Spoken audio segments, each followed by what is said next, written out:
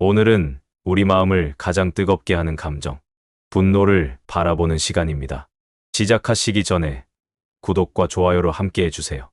어느 날, 한 제자가 부처님께 다가와 이렇게 말했습니다. 부처님, 저는 화를 참을 수가 없습니다. 상대가 나를 무시하거나 상처 주는 말을 하면 머릿속이 하얘지고 가슴이 뜨거워지며 나도 모르게 상처 주는 말을 해버리고 맙니다. 부처님은 고요하게 웃으시며 말씀하셨습니다. 그대는 불붙은 숯을 쥐고 상대에게 던지려 하면서 스스로 손부터 태우는 사람이로구나. 우리는 살면서 셀 수 없이 많은 감정들을 마주합니다. 그 중에서도 분노는 가장 강력한 에너지입니다. 그리고 가장 파괴적인 감정이기도 하지요. 분노는 우리가 마땅히 화낼 만한 이유가 있다고 말합니다. 그러나 부처님은 말씀하셨습니다. 분노는 순간의 화가 아니라 습관처럼 쌓인 탐욕과 집착의 열매이다. 분노는 우연히 생기는 것이 아닙니다. 사소한 자극에도 폭발하는 그 감정은 사실 내 안에 오랫동안 쌓여있던 고통의 잔재입니다. 자존심, 기대, 억울함, 인정받고 싶은 마음. 이 모든 것이 어우러져 화라는 이름으로 터지는 것입니다. 부처님께서는 제자들에게 이렇게 물으셨습니다. 만약 누군가 너에게 독을 담은 잔을 건넨다면 너는 그 잔을 받아 마시겠는가? 제자들은 고개를 저었습니다. 아닙니다. 당연히 마시지 않겠습니다. 부처님은 미소 지으며 다시 말씀하셨습니다. 그렇다면 왜 누군가의 말 한마디에 그보다 더한 독인 분노를 스스로 마시는가? 우리가 화를 내는 이유는 다양합니다. 무시당했다. 억울하다. 말이 너무 심했다. 하지만 그 모든 화의 근원은 결국 나는 상처받지 않아야 한다는 기대에서 비롯됩니다. 우리는 늘 상처 없이 살고 싶고 나를 존중해 주기를 바라며 내 기준 안에서 사람들이 움직여 주기를 바랍니다. 그 기대가 어긋날 때 분노는 생겨납니다. 한 노스님은 이렇게 말했습니다. 화는 불처럼 보이지만 사실은 고요한 물을 흐트리는 돌멩이와 같다. 그 돌을 던지는 사람은 다른 이가 아니라 바로 나 자신이다. 분노는 나를 지키는 것이 아닙니다. 분노는 나를 망가뜨립니다. 화를 내고 난 후에는 언제나 후회가 따르고 내가 했던 말과 행동이 다시 마음을 짓눌러 옵니다. 그리고 분노는 또 다른 분노를 낳으며 관계도, 마음도, 삶도 깨어지게 됩니다. 부처님은 이렇게 말씀하셨습니다. 분노를 품은 마음은 스스로 상처 입기를 선택한 사람과 같다. 이 말은 상대를 미워하고 있는 그 순간에도 사실은 내가 가장 아프다는 것을 말해줍니다. 그렇다면 우리는 이 분노라는 감정을 어떻게 다뤄야 할까요? 첫째, 화를 억누르지 말고 바라보아야 합니다. 억누른 화는 사라지지 않습니다.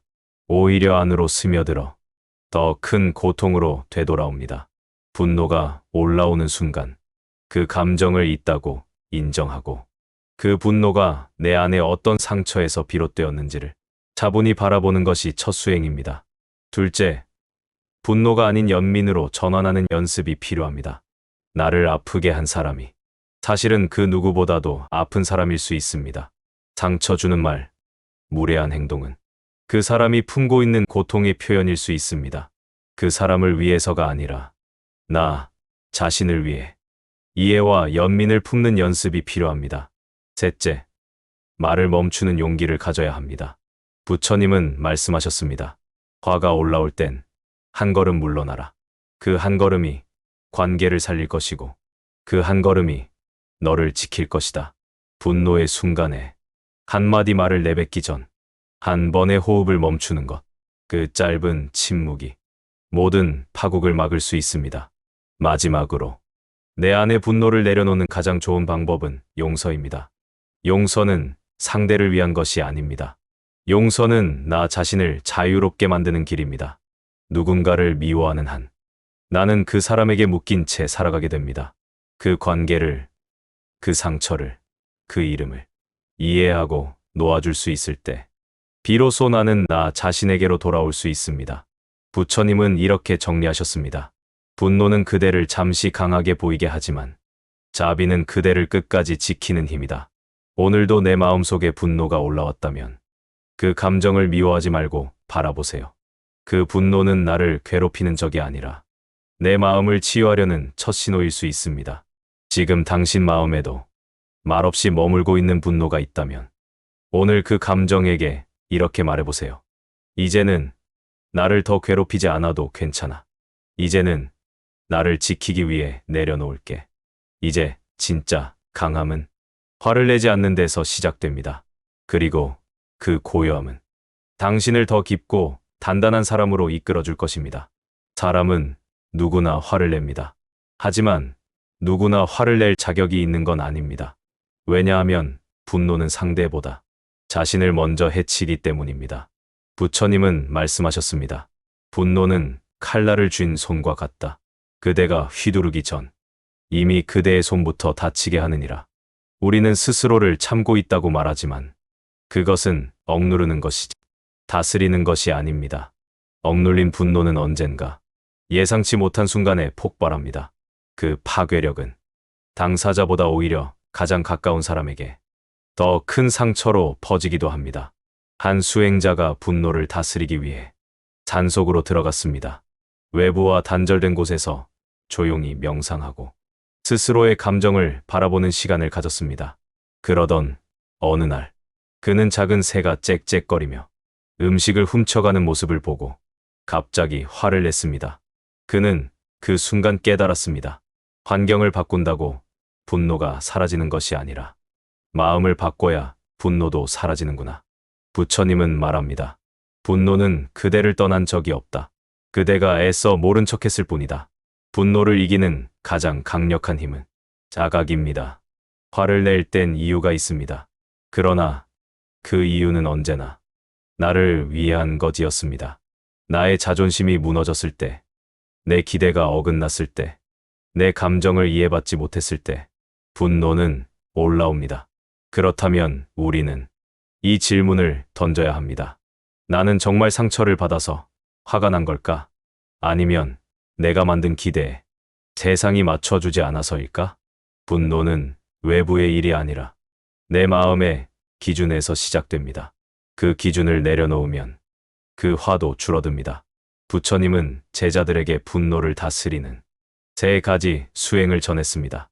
첫째는 성찰의 언어를 익히는 것. 화를 낼 때 쓰는 말 대신 나를 돌아보는 말을 먼저 배우는 것입니다. 예를 들어, 넌 왜 항상 그래가 아니라 지금 내 마음이 너무 불안하구나. 상대의 말보다 지금 내 감정에 먼저 귀 기울이는 것입니다. 둘째는 호흡의 힘을 믿는 것. 분노는 빠르게 올라오지만 호흡은 그것보다 빠르게 마음을 진정시킬 수 있습니다. 숨을 들이마시고 내쉬는 그 잠깐의 순간이 내가 분노에서 빠져나올 수 있는 첫 탈출구가 됩니다. 셋째는 나를 괴롭힌 사람에게 연민을 보내는 것. 이건 가장 어렵지만 가장 큰 자유로 가는 길입니다. 그 사람도 그 사람 나름의 상처가 있었을 거라고 한 번만 생각해 보는 것입니다. 그 순간 분노는 연민으로 전환되며 나 자신이 그 감정에 지배당하지 않게 됩니다. 한 노스님이 이렇게 말했습니다. 화를 참는 자는 2배로 강한 사람이다. 그러나 화를 이해하는 자는 그 누구보다 자유로운 사람이다. 부처님은 말씀하셨습니다. 분노에 머무르면 삶은 늘 전쟁터가 된다. 그러나 자비에 머무르면 삶은 곧 수행처가 된다. 지금 누군가로 인해 마음이 흔들린다면 그 감정을 억누르지 말고 그 감정의 뿌리를 바라보세요. 내가 그 사람에게 어떤 기대를 했는지, 어떤 상처가 반복되고 있었는지를 알아차리며 그 분노는 조금씩 녹기 시작합니다. 그리고 조용히 마음속으로 이렇게 말해보세요. 나는 그대의 말에 상처받았지만 이제는 나 자신을 보호할 만큼 단단해졌습니다. 그리고 그 감정을 이젠 이해로 바라볼 수 있습니다. 진정한 강함은 화를 내는 것이 아니라 화를 이해하고 품는 것입니다. 그 품는 마음이 결국은 나를 지키고 세상과의 관계도 부드럽게 풀어줍니다. 분노는 연습입니다. 그리고 연습은 매일 할 수 있습니다. 오늘도 누군가의 말 한마디에 마음이 흔들렸다면 그건 당신 마음이 깨달음으로 가고 있다는 뜻입니다. 그리고 부처님은 마지막으로 이렇게 남기셨습니다. 그대가 이긴 가장 위대한 싸움은 남과의 다툼이 아니라 자신의 분노를 이겨낸 그 순간이다. 분노는 사라지는 것이 아닙니다. 그저 다른 옷을 입고 다시 돌아옵니다. 때론 슬픔이 되고, 때론 냉소가 되고, 때론 무관심이 되어 마음속에 조용히 자리 잡습니다. 그렇기에 우리는 분노를 무시하거나 억누르는 대신 제대로 돌아보는 연습을 해야 합니다. 한 제자가 물었습니다. 부처님, 저는 화내는 법을 배우며 자라왔습니다. 화를 참으면 손해라고 배웠고, 참는 내가 바보 같다고 느껴집니다. 정말 분노를 멈추는 것이 옳은 선택인가요? 부처님은 미소 지으며 대답하셨습니다. 화를 내는 자는 일시적으로 이긴 것 같으나 결국엔 자신에게 지는 것이다. 그리고 이렇게 덧붙였습니다. 그대는 강해지기 위해 화를 택했지만 진정한 강함은 화를 내려놓는 데서 시작된다. 많은 이들이 분노를 표현이라고 착각합니다. 하지만 분노는 표현이 아니라 방치된 감정의 결과입니다. 말하지 못한 외로움, 이해받지 못한 상처, 조용히 쌓인 불안이 분노의 불씨가 됩니다. 그리고 누군가의 작은 말이나 행동이 그 불씨에 불을 붙이게 되는 것이죠. 그러니 분노가 올라올 땐 상대를 탓하기 전에 자신에게 이렇게 물어야 합니다. 나는 지금 어떤 감정을 누르고 있었는가? 그 감정을 알아차릴 수 있다면 분노는 사라지지 않더라도 당신을 집어삼키지 못할 것입니다. 한 노스님은 이런 이야기를 들려주셨습니다. 어느 날 제자가 산속에서 도토리를 주워왔습니다. 스님께 그 도토리를 드리며 말했습니다. 스님, 이 도토리 참 예쁘지요? 노스님은 도토리를 한참 바라보더니 조용히 말씀하셨습니다. 이 도토리는 땅에 떨어졌기 때문에 예쁜 것이다. 만약 아직 나무에 매달려 있었다면 그대는 그냥 지나쳤을 테지.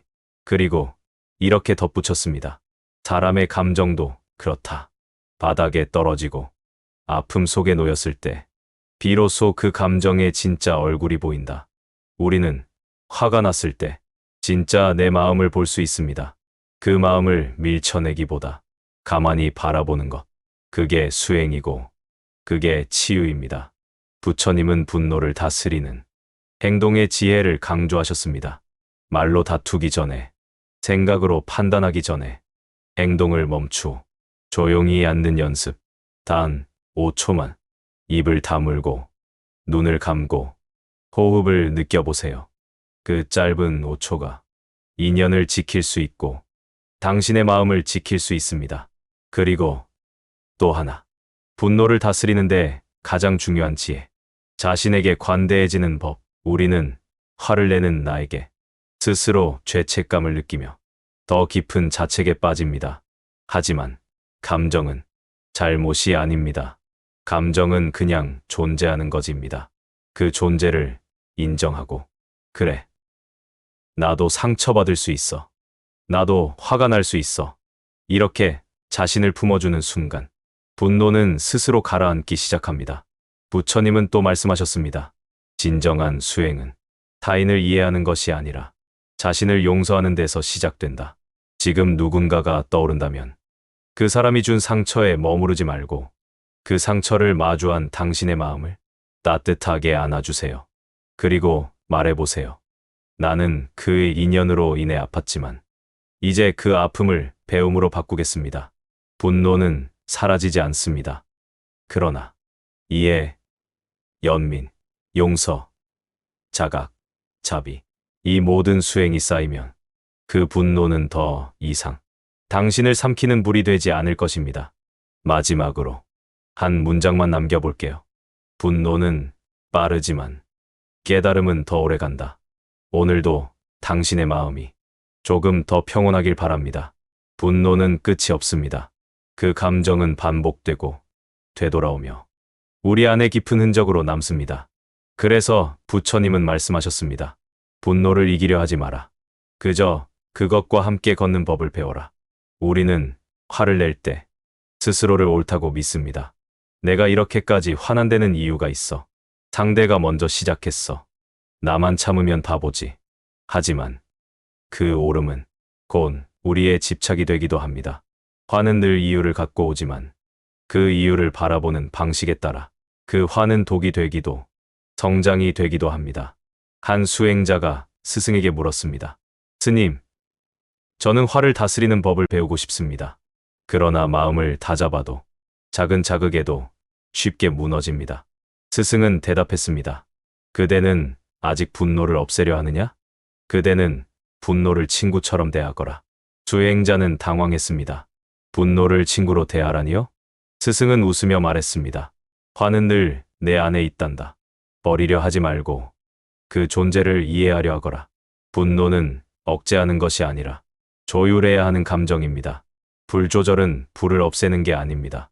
불이 너무 커지지 않도록 다스리는 것. 그와 마찬가지로 우리는 감정을 없애는 것이 아니라 그 감정이 나를 휘두르지 않게 하는 연습을 해야 합니다.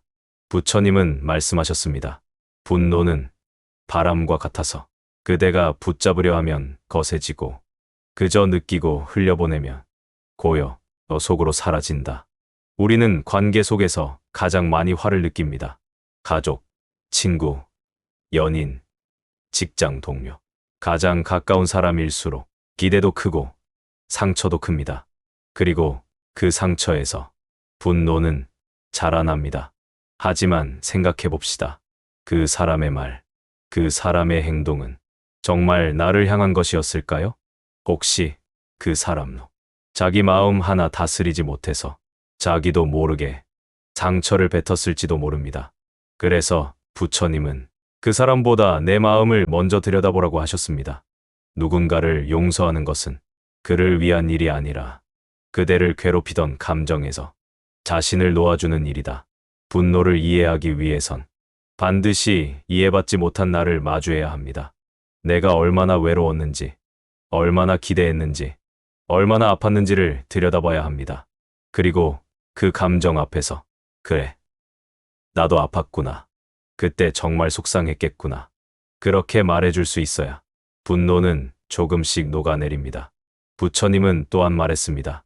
화를 잠시 참는 자는 강하지만 그 화를 내려놓는 자는 자유롭다. 강함보다 중요한 건 자유입니다. 감정에 휘둘리지 않는 자유. 상대의 말에 흔들리지 않는 자유. 그 자유는 내가 옳다는 고집에서 한 발 물러날 때 찾아옵니다. 분노를 내려놓기 위한 매우 실질적인 수행도 있습니다. 1. 감정이 올라왔을 때 그 자리에서 벗어나는 것. 공간을 바꾸면 감정도 달라집니다. 2. 호흡을 느끼며 마음속으로 지금 화가 난다고 말해보기. 그 문장 하나가 당신과 감정 사이에 간격을 만들어줍니다. 3. 글로 써보기. 내가 왜 화났는지, 무슨 생각이 드는지 써보면 감정이 정리되면서 혼란이 줄어듭니다. 그리고 가장 근원적인 수행, 마음을 씻는 수행입니다. 물처 모든 것을 받아들이고, 그러나 어느 것도 오래 붙잡지 않는 것. 물을 더럽히는 것은 물이 아니라 그 안에 던져진 돌과 먼지입니다. 시간이 지나면 그 탁함도 가라앉고 맑음은 다시 드러납니다. 분노도 마찬가지입니다.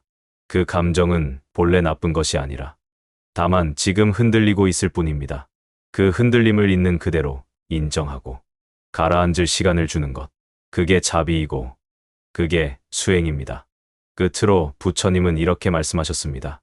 마음을 다스리는 자는 천하를 다스리는 자보다 위대하다.